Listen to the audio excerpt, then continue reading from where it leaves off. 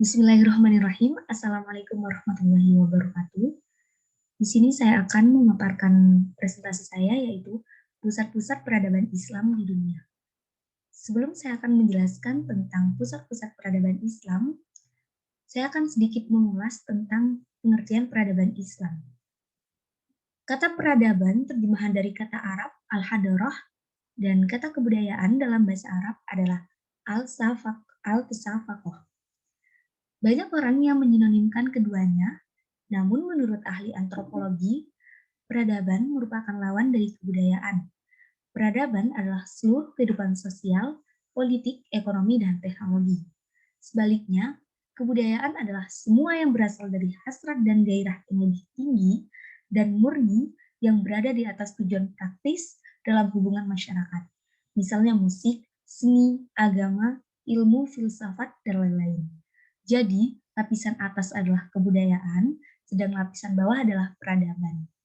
Jadi begini, kebudayaan mencakup juga peradaban, namun tidak sebaliknya, sebab peradaban menyebut kebudayaan yang maju dalam bentuk ilmu pengetahuan, teknologi, dan seni. Seperti itu.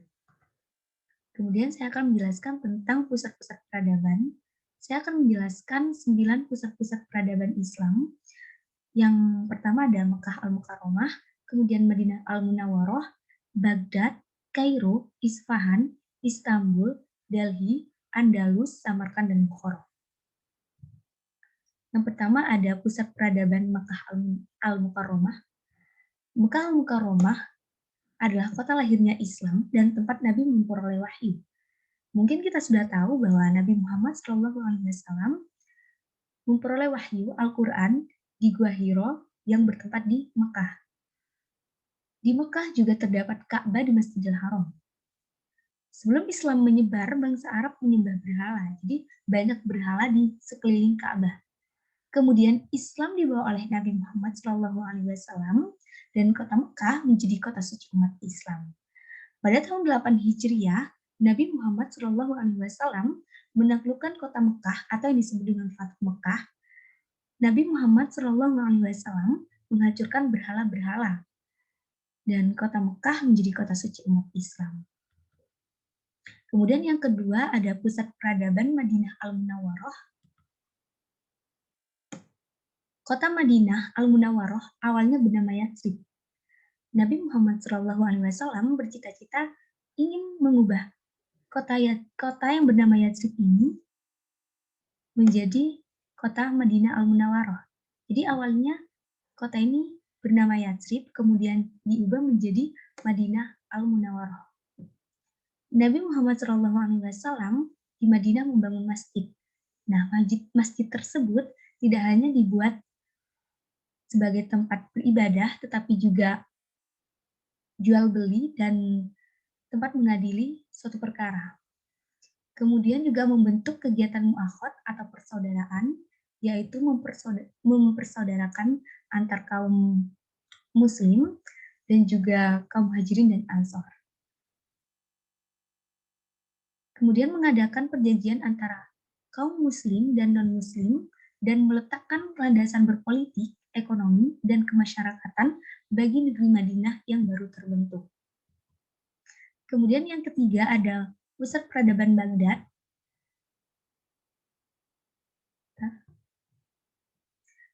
Kota Baghdad didirikan oleh Khalifah Abbasiyah kedua Al-Mansur pada tahun 762 Masehi. Setelah mencari daerah yang strategis untuk dijadikan ibu kotanya, akhirnya jatuh ke tangan kota Baghdad sebagai ibu kota.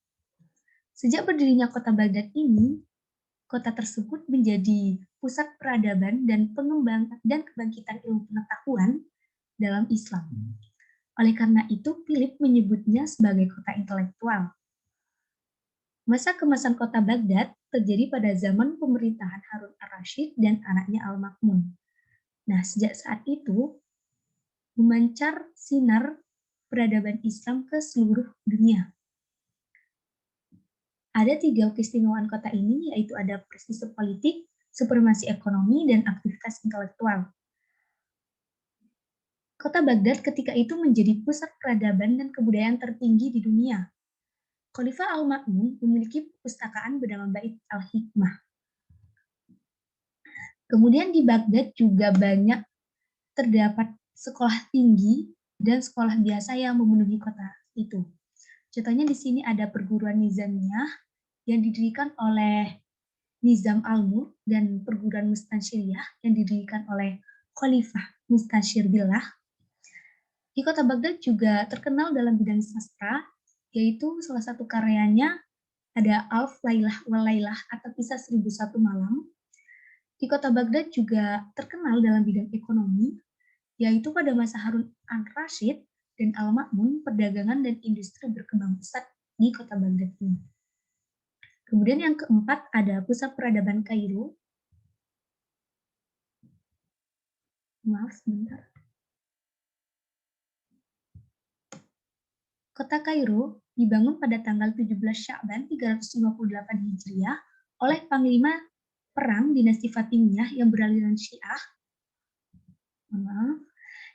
Syiah, Jauhar al-Sikili atas perintah Khalifah Fatimiyah Al-Mu'izz Lidinillah sebagai ibu kota kerajaan dinasti tersebut. Sejak berdirinya kota Kairo ini menyebabkan kota Baghdad mendapat saingan. Al-Sikili ini membangun sebuah masjid yang diberi nama Al-Azhar. Mungkin kita sudah tahu bahwa Al-Azhar saat ini adalah universitas yang besar dan megah. Kota yang terletak di tepi Sungai Nil ini mengalami 3 kali masa kejayaan, yaitu pada masa dinasti Fatimiyah, di masa Soleh Al-Din Al-Ayyubi, dan di bawah Baybars dan Al-Nasir pada masa dinasti Mamalik. Periode pertama dinasti Fatimiyah ini dimulai dari Al-Mu'izz dan puncaknya Al-Aziz, yaitu anaknya Al-Aziz. Al-Mu'izz ini melaksanakan 3 kebijakan besar, yaitu pembaruan dalam bidang administrasi, pembangunan ekonomi, dan toleransi beragama. Contohnya dalam bidang administrasi, Khalifah mengangkat Perdana Menteri untuk melaksanakan tugas-tugas kenegaraan. Kemudian, pembangunan ekonomi ini contohnya memberikan gaji kepada tentara-tentara, personalia istana, dan juga pejabat-pejabat lainnya. Dan toleransi beragama ini contohnya adanya lembaga peradilan, 4 lembaga peradilan, 2 untuk Syiah dan 2 untuk Sunni. Kemudian Al-Aziz ini mendirikan masjid-masjid, istana, jembatan, dan kanal-kanal baru. Pada masa pemerintahan Al-Hakim, didirikan Bait Al-Hikmah terinspirasi dari lembaga yang sama yang didirikan oleh Al-Ma'mun di Baghdad. Jadi tadi itu kan Al-Ma'mun di Baghdad mendirikan sebuah perpustakaan yang diberi nama Bait Al-Hikmah. Kemudian Al-Hakim ini terinspirasi dari lembaga yang sama yang didirikan oleh Al-Ma'mun di Baghdad. Kemudian dinasti Fatimiyah ditumbangkan oleh dinasti Ayyubiyah yang didirikan oleh Soleh Ad-Din.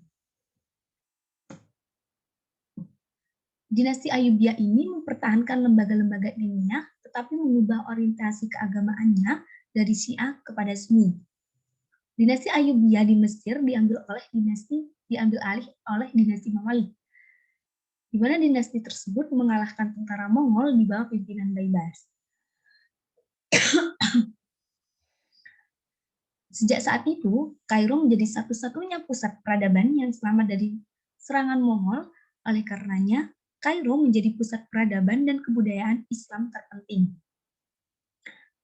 Pada tahun 1517 Masehi, dinasti ini dikalahkan oleh kerajaan Utsmani yang berpusat di Turki. Sejak saat itu, Kairo menjadi ibu kota provinsi dari kerajaan Utsmani. Kemudian selanjutnya ada pusat peradaban Isfahan atau Persia.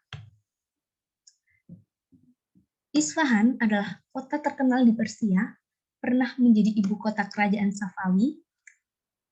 Kota ini merupakan gabungan dari 2 kota sebelumnya, yaitu Jai, tempat berdirinya Shah Kastan, dan Yahudiyah yang didirikan oleh Bustanashar atau Yazdajir atas anjuran istrinya yang beragama Yahudi.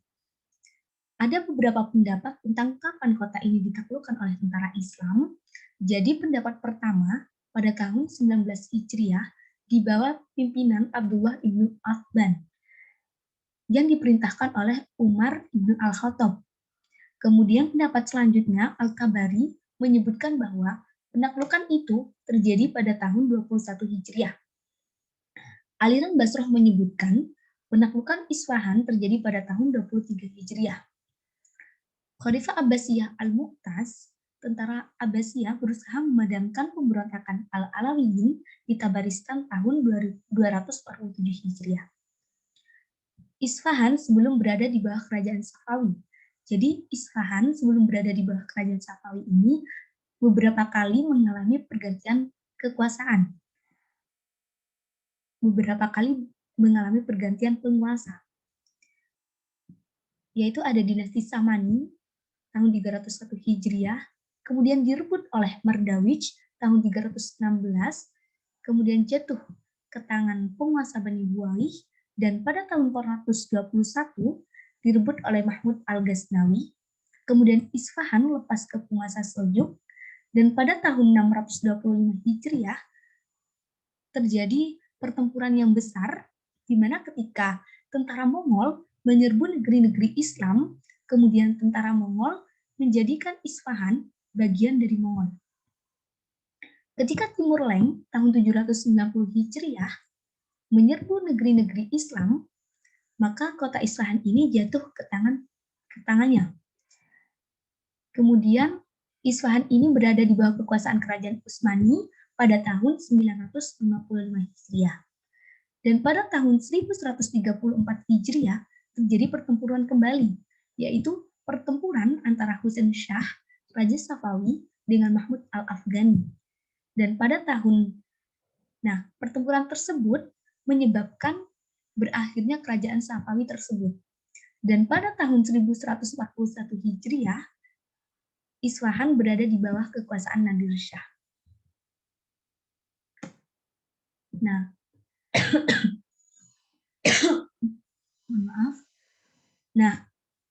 Ketika Isfahan berada di bawah kekuasaan Raja Safawi ini menjadikan Isfahan sebagai ibu kota kerajaannya. Kota Isfahan ini menjadi kota yang ramai dan penuh penduduk. Terletak di atas sungai Zandah, terbentang 3 buah jembatan megah dan indah, dan dikelilingi tembok terbuat dari tanah. Juga di Isfahan ini banyak terdiri bangunan, yaitu contohnya seperti masjid-masjid, istana-istana, dan rumah-rumah yang indah. Kemudian yang selanjutnya ada pusat peradaban Istanbul. Istanbul atau Turki adalah ibu kota kerajaan Turki Utsmani, di mana ketika Istanbul ini dijadikan ibu kota kerajaan Turki Utsmani, berkembangnya kebudayaan Turki. Kekuasaan tertinggi berada di Sultan dan roda pemerintahannya yaitu Sadr al-Azam atau Perdana Menteri. Jadi yang menjalankan pemerintahan adalah Perdana Menteri. Muhammad Al-Fatih menjadikan Istanbul sebagai ibu kota kerajaan Turki Utsmani.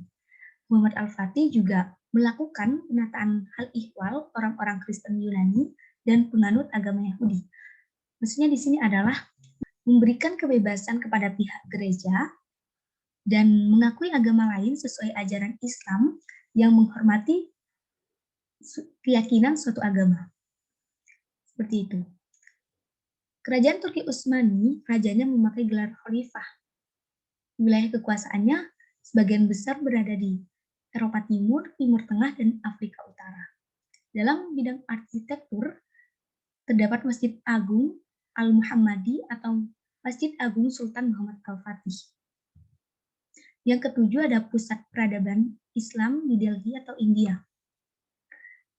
Delhi atau India, ibu kota kerajaan-kerajaan Islam di India sejak tahun 608 Hijriah.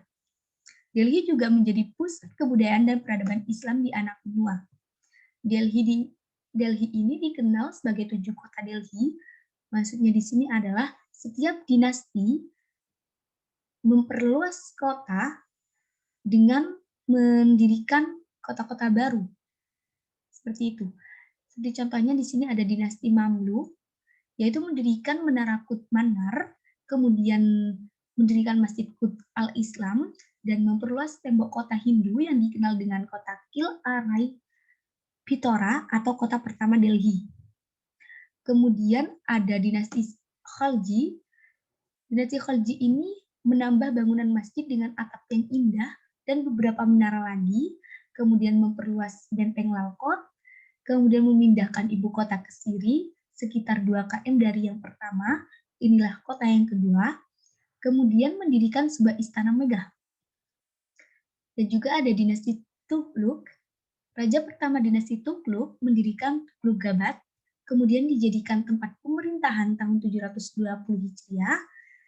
Dinasti tersebut juga mendirikan istana, masjid, perumahan, perkantoran, dan jalan-jalan membentuk pita. Muhammad ibnu Tughluq mendirikan Adilabad atau yang disebut dengan kota Jahan Panah. Fairuz Tughluq mendirikan kota Fairuzabad sekitar 3 km di sebelah barat laut. Laut kota dikenal dengan Shahjahanabad. Kemudian juga ada dinasti Lodi. Dinasti Lodi ini mengambil kota Agra sebagai ibu kota kerajaan Mughal. Kemudian Babur mengalahkan dinasti Lodi. Delhi baru menjadi ibu kota kerajaan Mughal pada masa Humayun.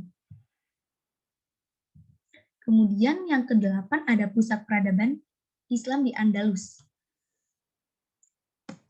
Andalus atau Spanyol, di Spanyol banyak kota-kota Islam yang masyhur dan menjadi pusat peradaban Islam, di antaranya adalah Cordova dan Granada. Yang pertama ada Cordova. Kota ini terletak di sebelah selatan lereng gunung Sierra de Cordova dan di tepi sungai Guadalquivir. Sebelum Spanyol ditaklukkan oleh tentara Islam tahun 711 Masehi, pada masa Khalifah Al-Walid ibnu Abdul Al-Malik, Cordova adalah ibu kota kerajaan Kristen Visigoth sebelum dipindahkan ke Toledo. Pada tahun 756 Masehi, kota ini menjadi ibu kota dan pusat pemerintahan Bani Umayyah di Spanyol. Sebagai ibu kota pemerintahan, Cordova di masa Bani Umayyah mengalami perkembangan yang pesat. Yaitu contohnya mencapai puncaknya pada masa pemerintahan Abdul Ar-Rahman An-Nasir di pertengahan abad ke-10. Juga banyak terdapat bangunan baru didirikan, yaitu seperti istana, masjid-masjid, dan juga jembatan. Cordova ini juga menjadi pusat ilmu pengetahuan atau berdiri Universitas Cordova. Jadi banyak ilmuwan dari dunia Islam bagian timur yang tertarik untuk mengajar di universitas tersebut. Juga banyak terdapat perpustakaan yang besar di Cordova ini.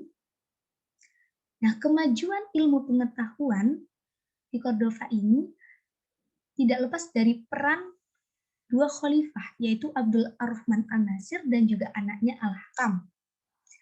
Kemudian yang kedua ada Granada. Kota Granada terletak di tepi sungai Genil di kaki gunung Sierra Nevada, berdekatan dengan pantai laut Mediterania atau Laut Tengah. Pada masa pemerintahan Bani Umayyah di Andalusia, Granada mengalami perkembangan pesat. Pada abad ke-12, Granada menjadi kota terbesar kelima di Spanyol. Dan pada abad ke-13, Granada diperintahkan oleh dinasti Nasrid, yaitu dibangun sebuah istana indah dan megah terkenal dengan nama Istana Alhambra. Kemudian Granada mencapai puncak kejayaannya baik dalam arsitektur maupun dalam bidang politik. Jadi Granada ini mencapai puncak kejayaannya baik dalam bidang arsitektur maupun dalam bidang politik. Menjelang akhir abad ke-15, pemerintahannya lemah, terutama karena perpecahan keluarga. Kemudian yang ke-9, ada pusat peradaban di Samarkand dan Bukhara. Di Transasiana terdapat dua kota penting tempat peradaban Islam pernah berkembang dengan pesat, yaitu Samarkand dan Bukhara. Maaf. Samarkand terletak di sebelah selatan Sungai Al-Sabat. Nah, sebelum Transasiana ini berada di bawah kekuasaan dinasti Samaniyah, Al-Ma'mun, khalifah dari Bani Abbas yang berpusat di Baghdad, menyerahkan pusat pemerintahan kepada keluarga Asad ibnu Saman. Sejak saat itu, Transosiana ini, khususnya Samarkand dan Bukhara, berada di bawah kekuasaan dinasti Samaniyah. Ketika berada di bawah kekuasaan dinasti Samaniyah, Samarkand ini menjadi daerah yang makmur dan sejahtera. Samarkand dan Bukhara terbagi menjadi 3 bagian atau yang disebut daerah benteng. Kota sebagai pusat dan perkampungan, di daerah benteng terdapat istana, kantor-kantor pemerintahan, dan penjara. Kota berbatasan dengan perkampungan, yang terdapat pasar-pasar besar, pertokoan, gudang harta. Di tengah kota, berdiri kantor-kantor pemerintahan dan masjid jami.